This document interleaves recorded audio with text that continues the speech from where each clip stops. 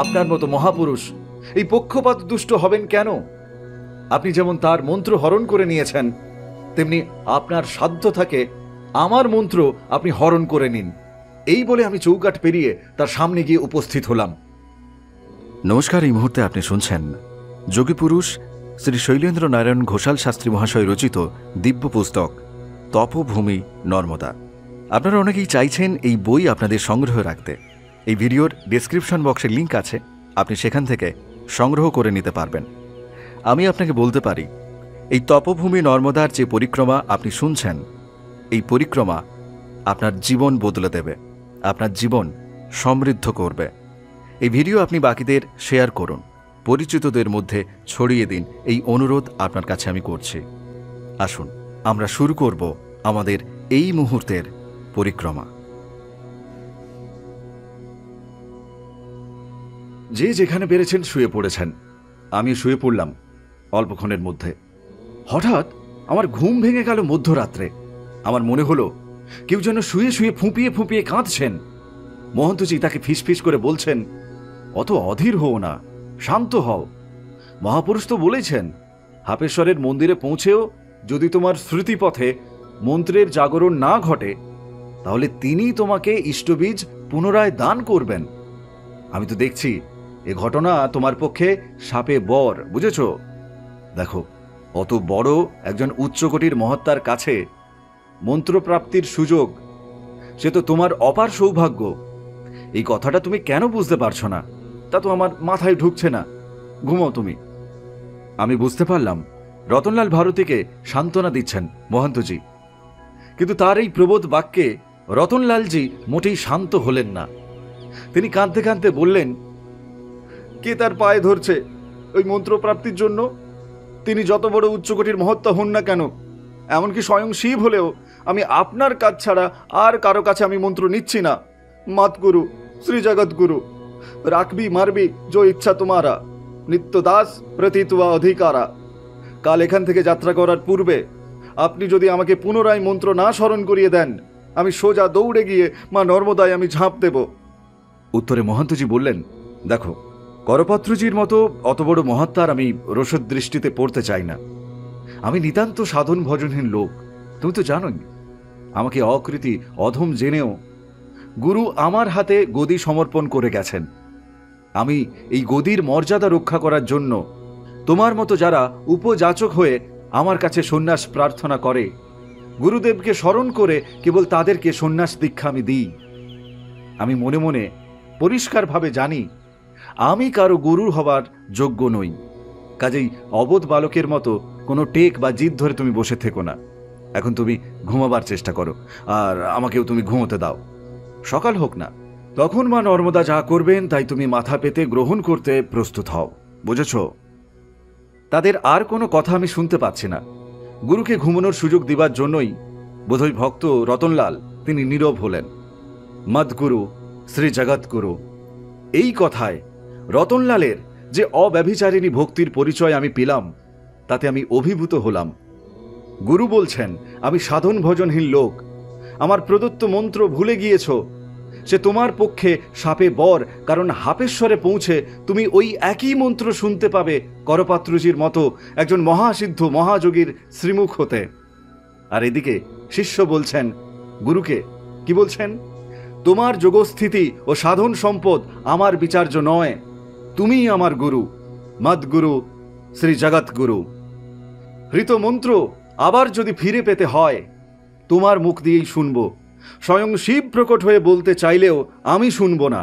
জোর করে তিনি বললেও তা শুনে আমার তৃপ্তি হবে না। তুমি আমার একমাত্র গতি, শরণং সুহৃত। গুরু মহাযোগীর রসদৃষ্টিতে পড়তে চাচ্ছেন না, ভয় কেঁপে মরছেন। আর শিষ্য মহাযোগীর সর্বনাশা শক্তির পরিচয় পেয়েও গুরু নিষ্ঠায় তিনি অবিচল। সত্যি রতনলালের প্রতি আমার শ্রদ্ধা বেড়ে গেল।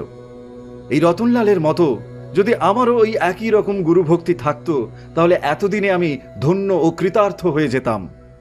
এইসব কথা ভাবতে ভাবতে আমি আবার ঘুমিয়ে পড়লাম। ভোর হতে না হতেই সকলে উঠে পড়েছেন, আমিও জাগলাম। মহন্তজি সবাইকে বললেন, শোনো, আজ ভয়ঙ্কর হাপেশ্বরের জঙ্গলে আমরা প্রবেশ করতে যাচ্ছি। দুর্গম জঙ্গলে কোথাও উপযুক্ত স্নানের ঘাট আমরা পাবো কিনা ঠিক নাই। কাজেই প্রাতকৃত্য সেরে এইখানেই চলো আমরা স্নান পর্ব সেরে নেই।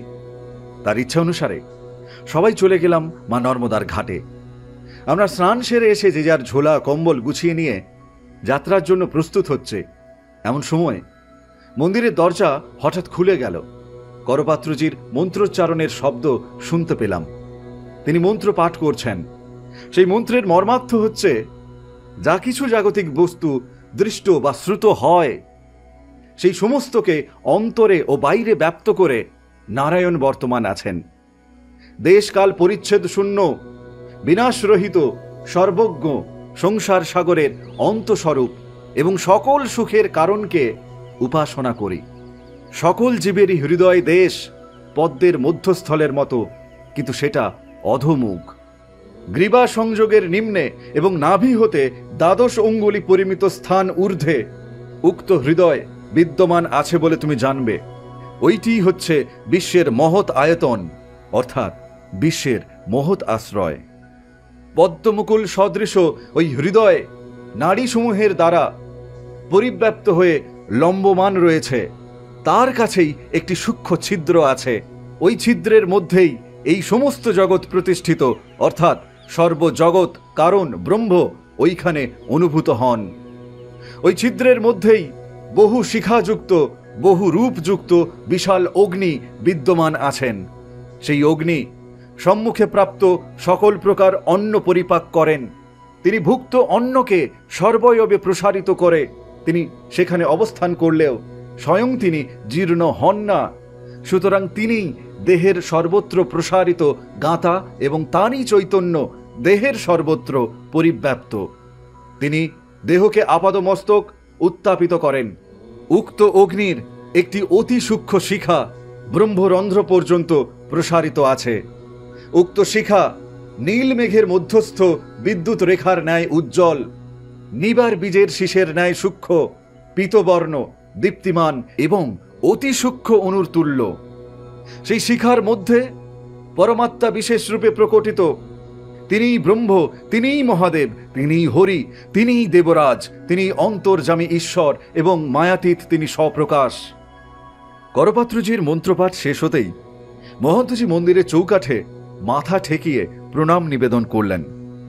তার দেখা দেখি সকল নাগা সন্ন্যাসীরাও প্রণাম করলেন। আমি যখন প্রণাম করলাম তখন তিনি আমাকে জিজ্ঞাসা করলেন, कहिए तो हम जो मंत्र पाठ किया, अब कभी आपका पिताजी के पास ये मंत्र का पाठ लिया? कौन किताब में ये मंत्र है आप जानते हैं? আমি বললাম, বেদপাঠী মাত্রেই এই মন্ত্র এবং মন্ত্রের রহস্য সম্বন্ধে অবগত আছেন। তৈত্তেরীয় আরণ্যকের এই মন্ত্রগুলি নারায়ণ সূক্ত নামে সুপ্রসিদ্ধ। এই মন্ত্রের মধ্যে আন্তঃসাধনার গুহ্যতম ক্রম রহস্য ভাষায় বিবৃত আছে। প্রকৃত ব্রাহ্মণ হতে হলে, অর্থাৎ ব্রহ্মণত্ব অর্জন করতে হলে এই সাধন রহস্য প্রত্যেক ব্রাহ্মণকেই জানতে হয়।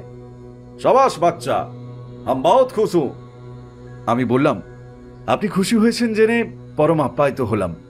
গতকাল স্বভাবযোগের বিষয় ব্যাখ্যা করে সহসা দরজা বন্ধ করে আপনি যখন মন্দিরের ভেতরে অন্তর্হিত হয়ে গিয়েছিলেন, তারপর কি ঘটেছিল তা নিশ্চয়ই আপনি জানেন।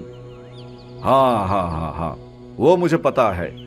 মহান্তের নিষেধ বাক্য তুমি কানে না তুলে দরজা খুলে টর্চ টিপতে টিপতে মন্দিরের মধ্যে আমাকে খুঁজেছিলে। তোমার অল্প বয়স, তাই কৌতূহল বেশি, বুঝেছি আমি বললাম, না না, আমি কৌতূহল বশে আপনাকে খুঁজিনি, সন্দেহ বশে খুঁজেছিলাম। আপনার ঘন ঘন সহসা আবির্ভাব এবং সহসা অন্তর্ধান আমি বিষম সন্দেহের চোখে দেখেছি। আমার ঘোরতর সন্দেহ হয়েছিল, নিশ্চয়ই এই শিব মন্দিরের মধ্যে কোথাও গুপ্ত কক্ষ বা গুপ্ত দ্বার আছে। সেই পথ দিয়ে আপনার আগমন এবং নির্গমন ঘটছে। আপনি মহাযোগী নাকি মহা ঐন্দ্রজালিক, তার সূত্র উদ্ভাবনের চেষ্টায় আমি ছিলাম। এখন বলুন, আমার এই সন্দেহের জন্য আপনি আমার জন্য কি দণ্ডের বিধান করবেন? তিনি বললেন, नहीं बेटा, आपका कोई कसूर नहीं है। कौतूहल से ज्ञान पैदा होता है, हीन संदेशा से नहीं होता है। আমি বললাম, রতনলালজিও কৌতূহল বসেই গতকাল আপনাকে অনুসরণ করেছিলেন নর্মদার ঘাট পর্যন্ত। সাধুর হাতে রূপার বাটি, নতুন বাটি বা সোনা, সেটা যদি কেউ দেখে তাহলে কার না সন্দেহ হয়? আপনি বলুন। মহন্তজি আপনার আদেশ অনুসারে সেই রূপার বাটি নর্মদার জলে ফেলে দিয়ে আসার পরে প্রায় সঙ্গে সঙ্গে আপনিই ছুটেছিলেন মা নর্মদার ঘাটে। আপনার মনে কি গূঢ় ভাব বা কারণ আছে তা বাইরের লোকের পক্ষে জানা সম্ভব নয়। সবাই আপনার মতো সর্ব অন্তর্যামী নয়, সর্বজ্ঞ নয়। কাজেই রতনলালজির মনে যদি সন্দেহ জন্মেই থাকে, যদি তার মনে হয়েই থাকে যে আপনি নর্মদার জলে নিক্ষিপ্ত বাটিটি খুঁজে উদ্ধার করতে যাচ্ছেন, তাহলে তার মতো সন্ন্যাসীর পক্ষে অনুচিত হলেও কিন্তু আপনার মতো মহাত্মার কি উচিত হয়েছে তার এতকালের সাধনার ধনকে মুহূর্তে হরণ করা? আপনার ক্ষমতা আছে বলেই কি সেই যোগশক্তির অপব্যবহার করবেন? আপনি রতনলালজির শরীরের দিকে তাকিয়ে দেখুন। তার মন্ত্রের প্রবাহ স্তব্ধ এবং বিস্মরণ ঘটার সঙ্গে সঙ্গে তিনি প্রায় জীবনমৃত হয়ে পড়েছেন। আপনি এত জানেন, অথচ আপনি কি অগাধ গুরুনিষ্ঠা অন্তর্দৃষ্টিতে দেখতে পাচ্ছেন না? রতনলালজি এবং আমি দুজনেই তো সমান অপরাধে অপরাধী। আমার অপরাধকে আপনি লঘু দৃষ্টিতে দেখছেন কেন?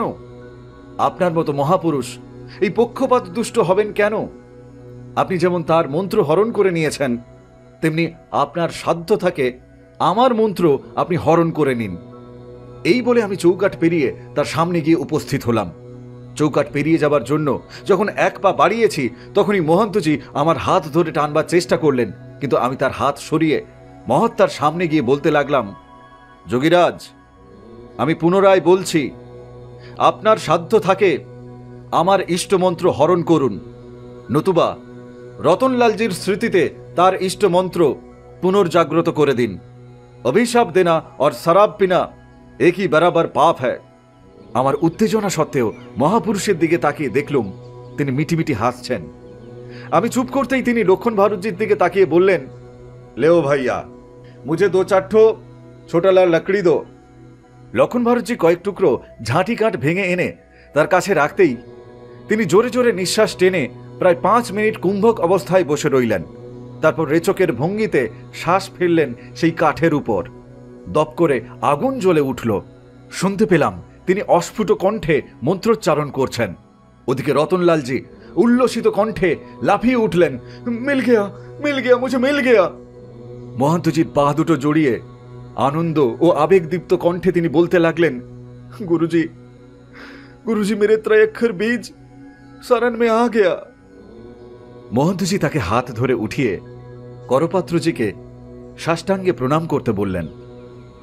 রতনলালজি নত হওয়ার উপক্রম করতেই মহাত্মা হাতের ইশারায় কোটেশ্বর মহাদেবকে দেখিয়ে তিনি বললেন, जो कुछ है सब उन्हीं है, उन्होंने ही एकमेव सदगुरु, जगतगुरु, विश्वगुरु, महागुरु, सब कुछ उन्हीं है।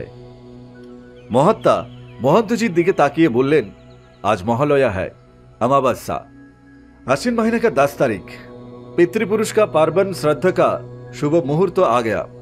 हम आप लोगों के लिए थोड़ा सा कूस, तिल, जब वगैरह ये सब ले आया है। आज यात्रा करना ठीक नहीं है। परसों से नवरात्रि का व्रत शुरू होगा। आज इधर ही ठहर जाइए। हम देखता हूँ उस पार में वेदवती माताजी के आश्रम से शाश्वती माताजी आ रहे हैं। अभी 8 बज गया, करीब 11 साढ़े 11 के अंदर उन्होंने इधर पधारेंगे। उन्होंने नाव से आ रहे हैं। করপাত্রজি যে যোগসিদ্ধির খেলা পরপর দেখিয়ে যাচ্ছেন, তাতে মহান্তজি একরকম মোহিত অবস্থায় আচ্ছন্ন আছেন। কাজেই আমি বুঝতে পারলাম আজ ইনি কিছুতেই স্থান ছেড়ে যাবেন না। আমি মহাত্মাকে বললাম, শঙ্করাচার্য প্রভৃতি সন্ন্যাস ধর্মের প্রবর্তকরা এদেরকে পিতৃপুরুষদের প্রতি অবশ্য পালনীয় কর্তব্যের দায় হতে অব্যাহতি দিয়ে গেছেন। বিরজা হোমের সঙ্গে সঙ্গে এরা সবাই স্বয়মেব ব্রহ্ম স্বয়ং সিদ্ধ সেজে তারা বসে আছেন। এদের আর তিল কুশাদির দরকার নাই। ওইগুলি বরং আপনি আমাকে দিন। আমার কাছে পিতা পিতৃপুরুষ পরম প্রিয়, পরম সাধ্য দেবতা, সঙ্গে পাঁজিপুঁথি তো নাই। তাই আজ যে পার্বণ শ্রাদ্ধের পবিত্রতম দিন, তা আপনি স্মরণ করিয়ে দেওয়ায় আপনাকে নত জানু হয়ে পুনঃ পুনঃ আমি প্রণাম করছি। আপনার কাছে যদি তিল থাকে, কুশাদি থাকে, তাহলে সেগুলি আমাকে ভিক্ষা দিন, আমি ভিক্ষা চাচ্ছি। এই বলে তার কাছে 2 হাত পাতলাম। তিনি উঠে গিয়ে মন্দিরের এক কোণ থেকে একটি ঝকঝকে নতুন তামার কোষায় কিছু টাটকা কুশ, তিল ও জব তিনি এনে দিলেন। মহন্তজির অনুমতি নিয়ে আমি আনন্দে আত্মহারা হয়ে ছুটে চললাম মা নর্মদার ঘাটের দিকে। আমি উচ্চ স্বরে আবৃত্তি করতে করতে চললাম। আমি নর্মদার ঘাটে পৌঁছে জলে নেমে তর্পণে মন দিলাম। শাস্ত্রবিধি অনুসারে, বিশেষত শুক্ল যজুর বেদান্তর্গত বাজসনীয় সংহিতায় যেসব মন্ত্র বাবার কাছে আমি শিখেছিলাম তা স্মরণ মনন করতে করতে বিদেহী পিতা ও পিতৃপুরুষের উদ্দেশ্যে আমার ভক্তি অর্ঘ্য নিবেদন করে সাষ্টাঙ্গে প্রণাম করে আমি কাঁদতে কাঁদতে উঠে দাঁড়ালাম। আমি উঠে দেখি করপাত্রজি এসে তিনি দাঁড়িয়েছেন। আমাকে তিনি বললেন, ও কোষাব নর্মদা মে ডুবা দো, মাই কি ভান্ডার সে হাম মাং কে লে আয়ে থে। আমি তার কথা মতো মা নর্মদাকে প্রণাম করে তার জলে ছুঁড়ে ফেলে দিলাম কোষাটা। अब चलिए कोटेश्वर मंदिर में चलिए। सुनो बेटा, हम महात्मा प्रलयदास जी और समानंद जी का दोस्त हूं। उन दोनों महत्व का तुम्हारे ऊपर कृपा दृष्टि है। जब भील दोस्तों ने तुम्हारे ऊपर टांगी उठाया तो उनका इच्छा अनुसारे मंदिर में मुझे तुरंत आने पड़ा। এই বলে তিনি হাসতে লাগলেন। আমি চমকে উঠলাম তার কথা শুনে। ওঙ্কারেশ্বরে থাকেন প্রলয় দাসজি। তার সঙ্গে সর্বশেষ দেখা হয়েছে মণ্ডলেশ্বরে অগস্তি গুহায়। মহাত্মা সোমানন্দজি তিনি থাকেন 24 অবতারে, কখনো বা সীতামাইয়ের বনে। তার সর্বশেষ দেখা পেয়েছি মান্ডবগড় কিল্লার কাছে রেবাকুণ্ডে। আর এই মহাত্মাকে মাত্র কয়েকদিন আগে সর্বপ্রথম দেখেছি অকলপাড়াতে। প্রত্যেকটি স্থান হতে অন্য স্থানের ব্যবধান বেশ কয়েক ক্রোশের ব্যাপার। এদের প্রত্যেকের মস্তিষ্কে যেন হাই পাওয়ার ট্রান্সমিটার বসানো আছে। প্রকৃত মহাযোগীদের সবই যেন তাজ্জব ব্যাপার। যাই হোক, আমি তাকে প্রণাম করে বললাম, আমি আপনার কাছে অনেক ধৃষ্টতা এবং অহেতুক উত্তেজনা প্রকাশ করেছি, আপনি আমাকে ক্ষমা করুন। তিনি বললেন, कोई बात नहीं, कोई बात नहीं, हम आपका ऊपर सदैव प्रसन्न हो। आप मंदिर में जाइए। सुनो, 5-10 मिनट बाद हम जाता हूं। हम देखते हैं सरस्वती माता जी का नाव आ रहे कि नहीं, ठीक है? तुम जाओ।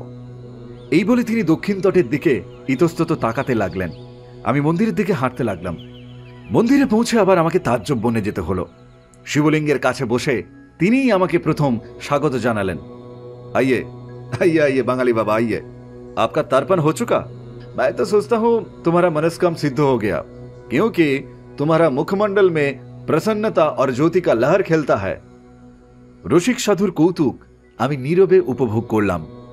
নর্মদার ঘাট থেকে আমার পৌঁছাবার আগেই তিনি এখানে এসে বসে আছেন। আমি চুপি চুপি মতীন্দ্রকে জিজ্ঞাসা করলাম, ইনি কখন এসে পৌঁছালেন? মতীন্দ্র বললেন, তোমার কথা তো কিছুই বুঝছি না। ইনি তো কোথাও যাননি। তুমি তর্পণ করতে যাওয়ার পর থেকে ইনি তো হারবাকাত এখানেই বসে আছেন। আমি এই কথা শুনে রীতিমতো ঘাবড়ে গেলাম। তর্পণ শেষে এই নর্মদার ঘাটে এইমাত্র তাকে আমি প্রণাম করে এসেছি। কোন এক শাশ্বতী মাতার আগমন পথের দিকে তিনি তাকিয়ে প্রতীক্ষারত অবস্থায় আছে, এটা আমি দেখে এলাম। আর এখানে এসে শুনছি তিনি এ স্থান হতে কোথাও যাননি। একেই কি মহাযোগীর সর্বত্র সমভাবে ব্যাপ্ত থাকার ক্ষমতা বা অবাধিতভাবে ব্রহ্মভাবে নিরন্তর স্থিতি বুঝায়? আমাকে এ বিষয়ে তিনি কোনো চিন্তা করার সুযোগ দিলেন না। তিনি শাশ্বতী মাতার প্রসঙ্গে বেদবেদী আশ্রমের গল্প তিনি জুড়ে দিলেন। তিনি বলতে লাগলেন, শাশ্বতী মাতা বেদবেদী আশ্রমের বর্তমান অধ্যক্ষা, আশ্রম মাতা তিনি। এর জ্যোতির্ময়ী শ্রীমূর্তি দর্শন করলেই বুঝতে পারবে ইনি ব্রহ্মবিদুষী। বেদবেদী আশ্রমে কেবল তপস্বিনীরাই বাস করেন, সকলেই অবাল্য কুমারী। নিত্য বেদপাঠ এবং বৈদিক হবন এদের সাধনার অঙ্গ। ওই আশ্রমে বোধহয় 30 জন তপস্বিনী কঠোর সাধনায় মগ্ন আছেন। তাদের মধ্যে সর্বকনিষ্ঠার বয়স প্রায় 100 হবে। এই শাশ্বতী মাতার বয়স আমি জানি 253 বছর হতে চলেছে। যার নামে এই আশ্রম, সেই বেদবেদীর উপাখ্যান ব্রহ্মবৈবর্ত পুরাণে বিস্তারিতভাবে বর্ণনা করা হয়েছে। বেদবতী ছিলেন বৃহস্পতির পুত্র ব্রহ্মর্ষি কুশধ্বজের কন্যা। ইনি জন্মান্তরে সীতারূপে জন্মগ্রহণ করেন। কুশধ্বজ স্বয়ং লক্ষ্মী মাতাকে কন্যারূপে পাবার জন্য কঠোর তপস্যা করলে তার স্ত্রী মালাবতী কালক্রমে লক্ষ্মীর অংশরূপিণী এক কন্যা তিনি প্রসব করেন। এই কন্যা ভূমিষ্ঠ হওয়া মাত্র বেদ ধ্বনি করতে থাকেন, এই জন্য তার নাম হয় বেদবতী। জন্মের পর মাত্র 9 বছর বয়সেই তিনি পুষ্কর তীর্থে গিয়ে এক মন্বন্তর কাল কঠোর তপস্যা তিনি করতে থাকেন। এই সময় তিনি দৈববাণী শুনতে পান, তুমি জন্মান্তরে বিষ্ণুকে স্বামী রূপে লাভ করবে। এই দৈববাণী পাবার পর বেদবতী গন্ধমাদন পর্বতে গিয়ে তিনি আবার তপস্যা করতে থাকেন। এই সময় হঠাৎ একদিন রাবণ তার সামনে উপস্থিত হলে তিনি অতিথি জ্ঞানে তার সেবা করেন। কিন্তু রাবণ এর রূপ যৌবনে তিনি মুগ্ধ ও কামাতুর হয়ে তাকে বলাৎকার করতে উদ্যত হলেন। তখন বেদবতী ক্রুদ্ধা হয়ে রাবণকে স্তম্ভিত করে তার হাত, পা, মুখ প্রভৃতি সর্বাঙ্গ জড়ীভূত করে দিলেন। কিন্তু রাবণের এই অপমানের জ্বালায় তিনি তৎক্ষণাৎ প্রজ্বলিত অগ্নিতে প্রবেশ করলেন এবং মৃত্যুর পূর্বে রাবণকে তিনি বলে যান, এই অপমানের প্রতিশোধ নিবার জন্য আমি আবার অজনিজা কন্যা রূপে জন্মগ্রহণ করে তোর বধের কারণ হব। বহুকাল পরে এই বেদবতী জনক রাজার কন্যা সীতা নামে তিনি জন্মগ্রহণ করেন। রাবণ সেই জন্মেও সন্ন্যাসীর বেশে পঞ্চবটী বনে গিয়ে সীতাকে বলপূর্বক হরণ করে লঙ্কাতে নিয়ে যান। বাল্মীকি রচিত রামায়ণের এই ঘটনা সকলেরই জানা। সীতা ও পূর্বজন্মের বেদবতীর জন্যই রাবণ রামচন্দ্রের হস্তে সবংশে তিনি নিহত হন। রাবণ যখন সীতাকে হরণ করে নিয়ে যান তখন দেবতাদের ইচ্ছাক্রমে প্রকৃত সীতা অগ্নির কাছে থাকেন। রাবণ ছায়া সীতাকে অপহরণ করতে পেরেছিলেন। রাবণ বধের পর সীতার অগ্নি পরীক্ষা কালে অগ্নিদেব প্রকৃত সীতাকে রামচন্দ্রের হস্তে তিনি অর্পণ করেন এবং ছায়া সীতা অগ্নি ও রামচন্দ্রের উপদেশানুসারে এই নর্মদা মাতার দক্ষিণ তটে শূলপাণীশ্বর মহাদেবের সন্নিকটে ভয়ঙ্কর শূলপাণির ঝাড়ির একটি গুহাতে কঠিন শিব তপস্যাতে তিনি রত হন।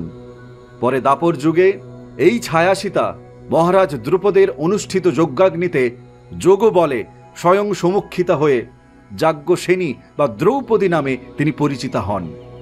এই সময় আমি সহসা বলে ফেললাম, এবং এই দ্রৌপদীয় কুরুবংশের ধ্বংসের কারণ হয়েছিলেন। তার মানে বেদবতী নাম্নী তপস্বিনী তিনি মহর্ষি কন্যা এবং লক্ষ্মীর অংশস্বরূপিণী হয়েও জন্ম জন্মান্তর ধরে তপস্যা করেও জিঘাংসা বৃত্তি তিনি ত্যাগ করতে পারেননি। রাবণ তার অপমান করেছিলেন, সেজন্য রাবণের উপর তার প্রতিহিংসা থাকতে পারে। সীতারূপে তিনি জন্মে তার শোধ তুলেছিলেন, এর যৌক্তিকতা তবু অনুধাবন করা যায়। কিন্তু ছায়া সীতা তিনি দ্রৌপদী রূপে জন্মে যে কুরুবংশ ধ্বংসের কারণ হলেন, সেই কুরুবংশ ধ্বংসের সঙ্গে রাবণের কি সম্বন্ধ আছে? এ কথা তো কোনো পুরাণকার তিনি লিখে যাননি যে রাবণ মরে দুর্যোধন হয়েছিলেন, তাই দ্রৌপদী রূপে জন্মে তিনি প্রতিশোধ নিতে হয়েছিল তাকে। দেখুন, এছাড়াও আমার মনে আরেক ধাঁধা জন্মেছে। বেদবতী রাবণ বধের সংকল্প নিয়ে দেহ ত্যাগ করেছিলেন। তিনি জন্মান্তর গ্রহণ করে রাবণ বধের কারণ হতে তিনি বাধ্য হয়েছিলেন। কিন্তু বিভিন্ন জন্ম ধরে এত যে তার তপস্যা, সেই তপস্যাতেও যদি তার চিত্তমল পরিশোধিত না হয়, তাহলে এমন তপস্যার মূল্য কি? করপাত্রজি বললেন, बांगली बाबा आप थोड़ा चुप रहिए, एकदम खामोश रहिए। सरस्वती माता जी आ रहे हैं। सैवागम दर्शनक उपदेश अच्छा महर्षि से आपको मिला है। कर्मफल माइकमल जन्मांतर में विचित्र रूप लेते हैं। तपस्या से उसका शोधन होता है, लेकिन अनपमल टूटता नहीं। कोई सूरत से उसको भोगना ही पड़ेगा। इसका और जो गहन गंभीर रहस्य है, कई वक्त मौका मिलेगा तो हम आपको समझा दूंगा, लेकिन अभी आप कृपा करके चुप रहिए। अभी सरस्वती माता जी को दर्शन करिए। दक्षिण तट में जिस गुहा में छाया सीता तपस्या किए थे, वही गुहा को वेदवती आश्रम कहा जाता है। सरस्वती माता वही आश्रम का आचार्य है। আমি বললাম, আর আমাকে এ তত্ত্ব সমঝানোর প্রয়োজন হবে না।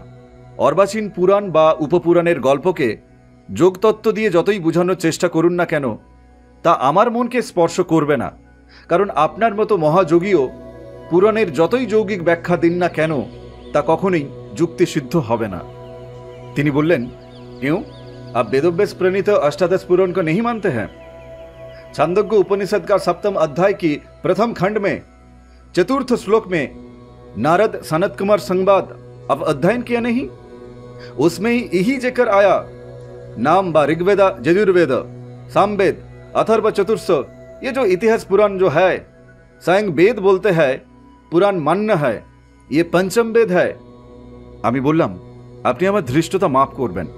বেদ উপনিষদ যেখানে ইতিহাস পুরাণকেও পুনঃ পুনঃ পঞ্চম বেদ বলছেন, সে ওই অর্বাচীন 18টি পুরাণ যেগুলি ব্যাসের নাম দিয়ে চলে সেগুলি কিন্তু কদাপি নয়। যদি তর্কের খাতিরে এক মুহূর্তের জন্য আমি ধরে নেই ওইগুলি বেদব্যাসের লেখা, তাহলেও যে কোনো সাধারণ লোক তার সাধারণ বুদ্ধিতে কিঞ্চিত বিচার করলেই বুঝতে পারবেন ব্যাসের জন্মের বহু পূর্বে প্রকাশিত হয়েছে বেদ উপনিষদ। ব্যাসজা অধ্যয়ন এবং স্বাধ্যায় করে বেদ বিভাগপূর্বক বেদব্যাস হয়েছিলেন। পৃথিবীর সেই প্রাচীনতম গ্রন্থগুলিতে পুরাণ শব্দের উল্লেখ থাকলে পুরাণ শব্দ তাহলে নিশ্চয়ই ওখানে ব্যাস রচিত বা পরবর্তীকালে ব্যাসের নাম দিয়ে রচিত অর্বাচীন পুরাণ যেমন ভাগবত, ব্রহ্মবৈবর্ত পুরাণ প্রভৃতিকে বোঝাচ্ছে না। কিন্তু ছান্দোগ্য এবং বৃহদারণ্যক উপনিষদে পুরাণকে পঞ্চম বেদ বলে বলা হচ্ছে, এটা বোঝা উচিত। ছান্দোগ্য বৃহদারণ্যকের হাজার হাজার বছর পরে যে রচিত ব্রহ্মবৈবর্ত, সেই পুরাণাদির মতো অর্বাচীন অষ্টাদশ পুরাণকে ওখানে লক্ষ্য করা কিন্তু হচ্ছে না। শাস্ত্রে আছে, যজমান যজ্ঞ সমাপ্তির পর 10ম দিবসে পুরাণ পাঠ এবং শ্রবণ করবেন। এ কথাতেও বোঝা যায় পুরাণ বলতে বেদব্যাসের নাম দিয়ে প্রচলিত যে সমস্ত অর্বাচীন পুরাণগুলির কথা সেগুলো কিন্তু বলা হচ্ছে না। কারণ বেদব্যাসের জন্মের বহু পূর্বেও যজ্ঞাদির অনুষ্ঠান হতো, তখনও যজ্ঞান্তে পুরাণের পাঠ ও শ্রবণ করা হতো। ব্যাসকৃত গ্রন্থের পঠন পাঠন শ্রবণাদি ব্যাসের জন্মের পরেই সম্ভব, পূর্বে কোনোভাবেই নয়। ঠিক है, तब आप कहिए आपका मतानुसारे पुराण कौन है? ঐতরেয়, শতপথ, গোপথ এবং সাম এই 4টি ব্রাহ্মণ গ্রন্থেরই অপর নাম হচ্ছে পুরাণ। বেদের ব্যাখ্যাকেই পুরাণ বলা হয়। ঐতরেয়, শতপথ, গোপথ ও সাম এই 4টি গ্রন্থে সাক্ষাৎভাবে যদিও বেদবিদ্যার বর্ণনা আছে, ব্যাখ্যা আছে, তবুও বেদ ও উপনিষদ ওইসব ব্রাহ্মণ যে সমস্ত গ্রন্থরূপ পুরাণকেই পঞ্চম বেদ বলে অভিহিত করছেন। কারণ ওইগুলিতে ইতিহাস, পুরাণ, কল্প, গাথা, নারাংশসীয় সমূহ লক্ষণ কিন্তু বর্তমান। এই জন্য শঙ্করাচার্য বলছেন, ব্রাহ্মণেব পুরাণম। প্রসিদ্ধ বেদ ভাষ্যকার সায়নাচার্য তিনি পুরাণের সংজ্ঞা দিতে গিয়ে বলছেন, প্রথমে কিছুই ছিল না, দৌত্য ছিল না ইত্যাদি কথায় যেখানে জগতের প্রথমত অসত্তা নির্দেশ করে, পরে সৃষ্টিতত্ত্ব প্রতিপাদন করা হয়েছে, সেই সকল সৃষ্টিতত্ত্ব প্রতিপাদক বাক্যই হচ্ছে পুরাণ পদবাচ্য। ঐতরেয়, শতপথ, সাম এবং গোপথ এই প্রভৃতি ব্রাহ্মণ গ্রন্থে ওই সকল সৃষ্টিতত্ত্বমূলক বাক্য আছে। বৈদিক যুগে যজ্ঞান্তে যজমান ওই সব সৃষ্টির উৎপত্তি বিষয়ক বাক্য ব্রাহ্মণ গ্রন্থ পাঠ করতেন, তাই ব্রাহ্মণ গ্রন্থেরই অপর নাম হচ্ছে পুরাণ। পুরাণ বলতে ব্রহ্মবৈবর্ত পুরাণ, ভাগবত পুরাণ, পদ্ম পুরাণ ইত্যাদি পুরাণকে বোঝায় না। কাজেই ব্রহ্মবৈবর্ত পুরাণ হতে আপনি যে বেদবতীর উপাখ্যান বললেন তার গল্পাংশই আমি যখন বিশ্বাস করতে পারছি না, তখন কই বখত মৌকা মিলনে সে তা আমাকে আপনার ওই আচ্ছি তারা সে সমঝানোর কোনো প্রয়োজন আমি দেখছি না। অবশ্য নর্মদার দক্ষিণ তটে কোনো সময় বেদবতী নামে কোনো শ্রেষ্ঠ তপস্বিনী বাস করতেন এবং গুরু পরম্পরা ক্রমে সেই ধারা আজও যখন বর্তমান রয়েছে, তখন এই বাস্তব ঘটনাকে আমি কিন্তু অবিশ্বাস করছি না। যে কোনো কারণেই হোক, ত্রিকালজ্ঞ মহাযোগী হিসেবে আপনার উপর আমাদের সকলেরই বিপুল শ্রদ্ধা ও ভক্তি উৎপন্ন হয়েছে। আচ্ছা, আপনি বলুন না, বেদব্যাসের নাম দিয়ে যে 18টি পুরাণ চলে আসছে, ওইগুলো কি সত্যকার বেদ উপনিষদোক্ত পুরাণ পদবাচ্য? বেদব্যাস তিনি কি সত্যিই ওইগুলির প্রণেতা? আমার প্রশ্ন শুনে মহাত্মা চক্ষু মুদ্রিত করে বসে রইলেন। তিনি ইতি বা নেতিবাচক কোনো উত্তর হয়তো দিতেন, কিন্তু তার আর তিনি অবকাশ পেলেন না। महंतजी उच्च स्वरे कोलाहल फेले दिलेन, सरस्वती माता जी आ गया, सिंगा डमरू बजाकर आप लोग हमारा साथ में आइए, उनको स्वागत करेंगे। पिछन फिरे देखी তিনি কিছু দূর থেকে আসছেন। সিঙ্গা ডুমরু বাজাতে বাজাতে কয়েকজনকে সঙ্গে নিয়ে মহন্তজি তার সামনে উপস্থিত হয়ে নত মস্তকে আবাহন করছেন। রব উঠছে স্বাগতম সুস্বাগতম নারায়ণ নরনারায়ণ। মাতাজি কাছাকাছি হতেই মহাত্মা করপাত্রজি ছাড়া আমরা যে 5 জন মন্দিরে ছিলাম সবাই উঠে দাঁড়ালাম। তার শরীর দেখে চমকে উঠলাম। লোলচর্মা বৃদ্ধা, গাত্রবর্ণ কোষিত কাঞ্চন তুল্য, কপালের চামড়া ঝুলে পড়ে চোখকে বোধহয় ঢেকে দিয়েছে, তাই একখণ্ড গৈরিক বস্ত্র দিয়ে কপালে চামড়া সেঁটে বাঁধা হয়েছে। পরিধানে মৃগচর্ম, বক্ষদেশও আরও একটি মৃগচর্ম দিয়ে আবৃত্ত। পৃষ্ঠে বিশাল জটাভার, সুবর্ণ কেশী, জটার চুলো বর্ণবর্ণের। তার হাতে ত্রিশূল। তিনি মেরুদণ্ড সোজা করে হেঁটে মন্দিরের সিঁড়িতে এসে দাঁড়ালেন। তার পিছনে দুজন প্রৌঢ় ব্রাহ্মণ, তাদের হাতে দুটি ডেকচি, গৈরিক বস্ত্রে আচ্ছাদিত। মাতাজি সিঁড়িগুলো অতিক্রম করে মন্দিরের দরজার কাছে এসে করপাত্রজির চরণে সাষ্টাঙ্গে প্রণাম করলেন। প্রণাম করে তিনি উঠে বললেন, গুরুজি, আপনি সকাল 8টায় খবর দিয়ে আসার পর মুহূর্তে মহাদেবের পূজার আয়োজন প্রস্তুত করে এসেছি। করপাত্রজি তার কথা শুনে লক্ষণ ভারতীজিকে বললেন, भैया तुम लोग भोजन के लिए शालपाता वगैरह लेके आसन बिछाओ। সবাইকে তিনি শুনিয়ে শুনিয়ে বলতে লাগলেন, महादेव का स्थूल रूप है जैसे आप लोग है, लिंग रूप है जैसे नर्मदेश्वर लिंग है, ओंकारेश्वर लिंग है, कोटेश्वर लिंग है, इत्यादि लिंग है। लिंग का अंदर में जब चित शक्ति प्रकट होकर उनमें लिंग का रूप बदल देता है तब वो जंत्र रूप हो जाता है। और एकाक्षर, त्रिअक्षर, सप्ताक्षर जो शिव मंत्र है वो महादेव का मंत्र रूप कहा जाता है। हमारा बेटी शाश्वती माताजी मूर्त महादेव को पूजा करना पसंद करता है, आप कृपा करके इनको पूजा लीजिए। লক্ষণ ভারতজি আরো দুজন নাগাকে সঙ্গে নিয়ে গাছ থেকে শালপাতা সংগ্রহ করতে গেলেন। শাশ্বতী মাতাজি আমাকে লক্ষ্য করে করপাত্রজিকে তিনি বললেন, गुरुजी हम देखते हैं 10:30 से ये बच्चा आपको बहुत तंग करता है। अच्छा हम एक तो मंत्र बोलता है, इसका क्या मतलब कहिए तो। আমি যথেষ্ট চিন্তা করেও এই রহস্য মন্ত্রের অর্থ আমি উদ্ধার করতে পারলাম না। আমি হাত জোড় করে তাকে বললাম, इस मंत्र का पाठोद्धार हमसे नहीं होगा, कृपा पूर्वक आप बताइए। মা নর্মদাকে প্রণাম জানিয়ে এই এপিসোড এখানেই বিরাম দিচ্ছি। আপনি শুনছিলেন যোগী পুরুষ শ্রী শৈলেন্দ্র নারায়ণ ঘোষাল শাস্ত্রী মহাশয় রচিত দিব্য পুস্তক তপভূমি নর্মদা। আপনি যদি এই দিব্য পুস্তক সংগ্রহ করতে চান, এই ভিডিও ডেসক্রিপশন বক্সে লিঙ্ক আছে, আপনি সেখান থেকে সংগ্রহ করে নিতে পারবেন। আমাদের এই সনাতনী ভারতবর্ষের যে গরিমা, যে গৌরব, তার এই কথা আপনি বাকিদের মধ্যে ছড়িয়ে দিন।